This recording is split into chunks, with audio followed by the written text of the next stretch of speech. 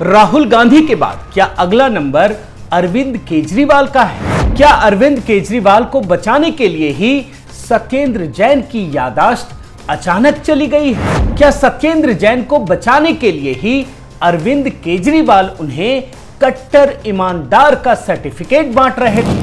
साथियों नमस्कार, मैं हरिश्चंद्र बर्णवाल। भ्रष्टाचार के मामले में फंसे राहुल गांधी से ईडी के अधिकारियों ने पूछताछ क्या शुरू की। कांग्रेसियों ने देश भर में हंगामा शुरू कर दिया, लेकिन अब वही ईडी के अधिकारियों ने कोर्ट में सत्येंद्र जैन को लेकर जो एक जानकारी दी है, वो काले धन को लेकर एक बहुत बड़े खुलासे की ओर इशारा कर रही है। और क्या है ये मैं आपको बताता हूं। इस मामले में दिल्ली के मुख्यमंत्री अरविंद केजरीवाल सीधे सीधे कटघरे में हैं।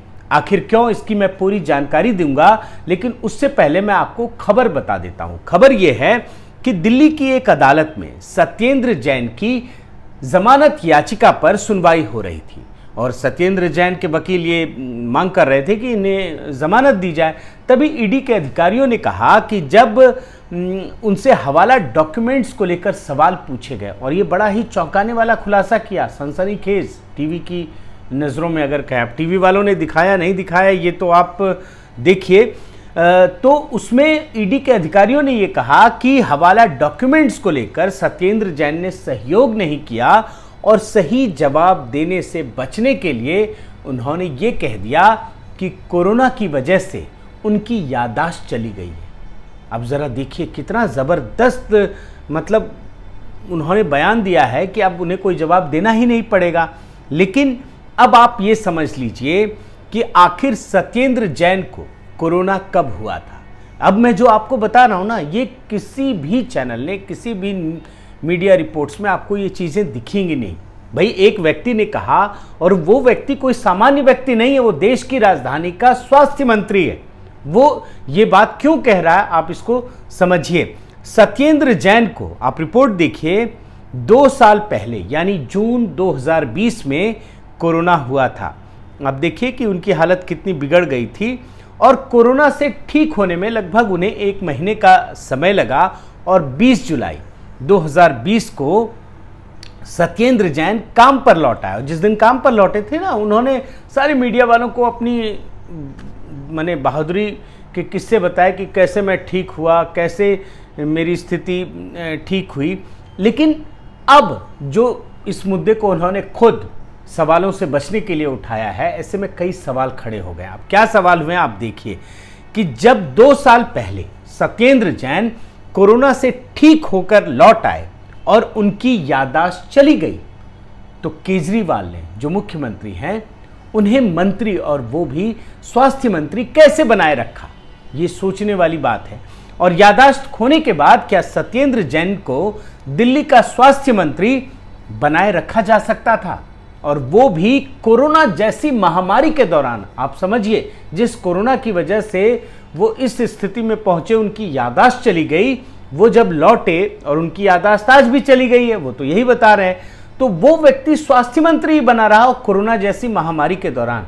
आप समझिए कि उस समय कितना ऑक्सीजन को लेकर परेशानी हुई थी, और जितनी भी सारी परेशानियां हो रही थी दिल्ली में, जो ये चीख चीख कर बता रहे थे, उसकी जिम्मेदारी किसकी है, ये सवाल बहुत महत्वपूर्ण है।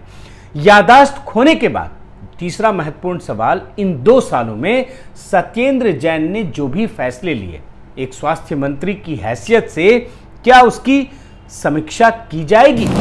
साफ है, इस मामले में केजरीवाल खुद भी कटघरे में है और उन्होंने दिल्ली की जनता के साथ बहुत बड़ा झूठ बोला है, विश्वासघात किया है। और सबसे बड़ा सवाल तो यह है कि क्या कहीं सत्येंद्र जैन झूठ तो नहीं बोल रहे। अब क्यों मैं ये बात बता रहा हूं ये भी समझिए, क्योंकि जैसे ही सत्येंद्र जैन ईडी के चंगुल में फंसे, उनकी गिरफ्तारी हुई, तो अरविंद केजरीवाल ने उन्हें बचाने के लिए एड़ी चोटी का जोर लगा दिया था। क्या कहा था, जरा आप उनका बयान सुनिए। हम कट्टर ईमानदार और देशभक्त लोग हैं। हम लोग भ्रष्टाचार को देश के साथ गद्दारी मानते हैं। केजरीवाल ये बोल उस समय बोल रहे थे जब 16 करोड़ रुपए की काली कमाई के बारे में ईडी के अधिकारी उनसे पूछताछ कर रहे थे सत्येंद्र जैन से, और केजरीवाल इस मुगालते में थे कि सत्येंद्र जैन के खिलाफ ईडी कुछ नहीं कर पाएगी, इसलिए इस केस को झूठा तक बता दिया था। केजरीवाल ने झूठा बता दिया था इस केस को। आप ये भी एक छोटा बयान सुन लीजिए। मैंने सत्येंद्र जैन के सारे कागज खुद देखे हैं, पढ़ा लिखा आदमी हूं, कानून की भी बहुत समझ है। इनके ऊपर लगाए गए सारे आरोप फर्जी हैं। देख रहे हैं ना, यहाँ पर केजरीवाल जी बता रहे हैं मैंने सारे कागज देखे हैं।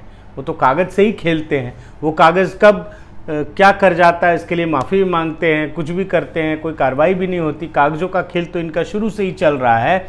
लेकिन बड़ी बात यह है कि सत्येंद्र जैन के मामले में वो जानते थे, उन्होंने तो पहले भी गिरफ्तारी की भविष्यवाणी कर दी थी, और इसके बाद भी उन्होंने इस मामले को खुद से जोड़ दिया और पूरी पार्टी तक को दांव पर लगा दिया। आप खुद सुनिए। हम देश के साथ गद्दारी नहीं कर सकते, हम अपनी आत्मा का सौदा नहीं करते। अब ऐसे में यह सवाल उठता है कि जो व्यक्ति भ्रष्टाचार के मामले में इतनी बुरी तरह से फंसा हुआ हो, भ्रष्टाचार के दलदल में धंसा हुआ हो, उसे बचाने के लिए केजरीवाल जैसा व्यक्ति, जिसने ईमानदारी का ढोल पीट पीट कर जो सत्ता हासिल कर गया जो व्यक्ति, वो क्यों एड़ी चोटी का जोर लगा रहा था? कहीं ऐसा तो नहीं कि ये व्यक्ति भी उसी के साथ उसी भ्रष्टाचार के दलदल में फंसा हुआ हो?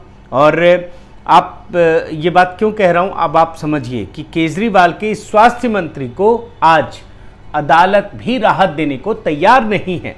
उसने ईडी की कस्टडी के बाद अदालत ने उसे 14 दिन की न्यायिक हिरासत में भेज दिया है। और आप सोचिए कि अगर सत्येंद्र जैन इतने बेदाग ही होते तो अदालत उन्हें क्यों न्यायिक हिरासत में भेजती? ये महत्वपूर्ण सवाल है। और अब जब उनकी जमानत पर सुनवाई हो रही है, तब जाकर के ईडी ने यह खुलासा किया, महत्वपूर्ण खुलासा किया कि सत्येंद्र जैन ने तो यह बताया है कि उनकी याददाश्त थी चली गई है। और अब इन सब के बीच आप मजा देखिए कि जो केजरीवाल उछल उछल कर सत्येंद्र जैन को डिफेंड कर रहे थे, ये बता रहे थे कि मैंने तो कागज देखी है, ये तो कट्टर ईमानदार है, ईमानदार से भी एक लेवल ऊपर कट्टर ईमानदार। अब पता नहीं क्या होता है वो, अब आपको अर्थ समझ में आएगा। आज जब सत्येंद्र जैन की याददाश्त जाने की खबर सामने आई है तो केजरीवाल को मानो काठ मार गया है। अब केजरीवाल कुछ नहीं बोल रहे, वो तो सिर्फ पंजाब और दिल्ली में विकास और रोजगार की योजनाओं पर बात कर रहे हैं, मीडिया मैनेजमेंट कर रहे हैं। आप देखिए ना, मतलब अलग अलग दौरे, अलग अलग योजनाएं, अब वो कुछ नहीं बोल रहे। सत्येंद्र जैन पर पूरी तरह से चुप्पी। आज केजरीवाल अपने झूठ और भ्रष्टाचार को छिपाने के लिए जिस तरह दिल्ली और पंजाब भाग रहे हैं, वो किसी से छिपा नहीं है। और ये पब्लिक है जो सब जानती है कि केजरीवाल का आचरण भ्रष्ट है। और केजरीवाल की भाषा में समझिए कि वो खुद क्या है। मैं एक छोटा सा क्लिप सुनाना चाहता हूं, आप सुनिए। हम कट्टर ईमानदार और देशभक्त लोग हैं। हम लोग भ्रष्टाचार को देश के साथ गद्दारी मानते हैं। केजरीवाल की भाषा में अगर वो भ्रष्ट हैं तो वो गद्दार हैं, और अदालत की कार्यवाही तो इसी ओर इशारा करती है। अब मैं आपको केजरीवाल के भ्रष्ट आचरण का एक और पहलू बताता हूं, और ये आप कुछ साल पहले चले जाइए, तब आपको उनका ये पहलू नजर आएगा जब उन्होंने राजनीति की शुरुआत की थी। अब ये जानना क्यों जरूरी है ये समझिए, क्योंकि एक पक्ष के साथ दूसरा पक्ष होगा तभी आप कंपेयर कर पाएंगे। रंगीन टीवी के बारे में तो तभी आप समझ में आएगा ना जब ब्लैक एंड व्हाइट टीवी देखेंगे। या मतलब अब आप समझिए कि यह व्यक्ति राजनीति में ईमानदारी का लबादा ओढ़कर आया था। याद है ना अन्ना आंदोलन?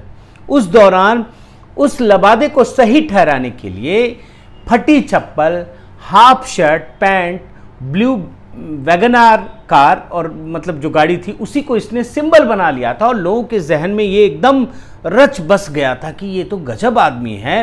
और अपनी ईमानदारी का मतलब प्रचार करने के लिए जमकर मीडिया के सामने ये उपयोग करता था। एक छोटी सी क्लिपिंग मैं दिखा रहा हूं उस समय की, आप देखिए। एक नई तस्वीर दिल्ली में दिख रही है, एक ऐसे मुख्यमंत्री की जो आम आदमी की तरह एक मामूली सी वैगनार कार में बगैर किसी ताम झाम के निकले, दिल्ली की सड़कों पर जाम में आम आदमियों की तरह ही फंसे और फिर आम आदमी की तरह ही निकले।